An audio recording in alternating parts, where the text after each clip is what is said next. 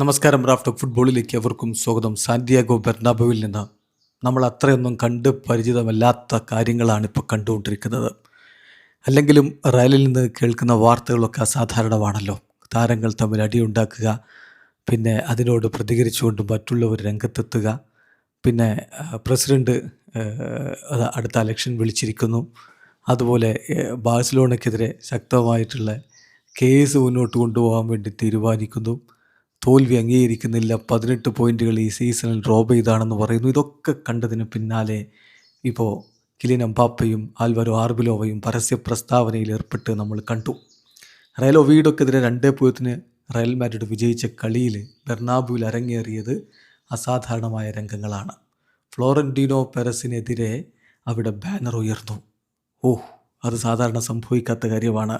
Florentino is to blame, അല്ലെങ്കിൽ Florentino പുറത്തു പോകണമെന്ന തരത്തിലൊക്കെയുള്ള ബാനറുകൾ അവിടെ ഉയരുകയായിരുന്നു.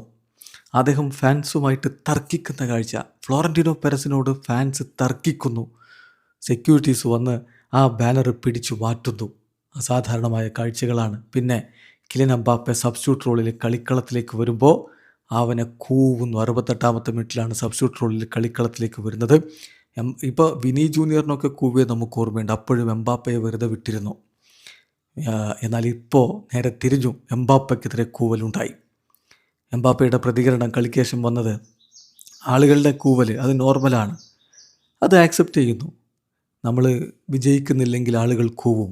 പക്ഷേ റയൽ മാഡ്രിഡ് പോലുള്ളൊരു ക്ലബ്ബിൽ ഇതൊക്കെ സാധാരണമാണ്, സ്വാഭാവികമാണ്. പക്ഷെ ഒരു കാര്യം നമ്മൾ ഓർക്കണം, ഇന്ന് രാത്രിയോടുകൂടി ലോകം അവസാനിക്കുന്നില്ലല്ലോ, എല്ലാവരും ഇന്നങ്ങ് മരിച്ചു പോകുന്നില്ലല്ലോ. കാര്യങ്ങൾ പിന്നാലെ ശരിയാകും എന്നുള്ളൊരു വിശ്വാസമാണ് എംബാപ്പെ പ്രകടിപ്പിക്കുന്നത്. എന്തായാലും റയലിലെ കാര്യങ്ങൾ ഒട്ടും പന്തിയല്ല. അധികം വൈകാതെ പുതിയ കോച്ച് വന്ന് അടുത്ത സീസണെങ്കിലും ഒന്ന് ശരിയായി കണ്ടാൽ മതിയായിരുന്നു എന്നുള്ള ഒരു പ്രതീക്ഷയിലും ആഗ്രഹത്തിലുമാണ് ആരാധകരിരിക്കുന്നത്. വീഡിയോ അവസാനിക്കുന്ന ഫുട്ബോൾ ലോകത്തെ കൂടുതൽ വിശേഷങ്ങളുമായി റാഫ് ടോക്സ് വീണ്ടും എത്താം.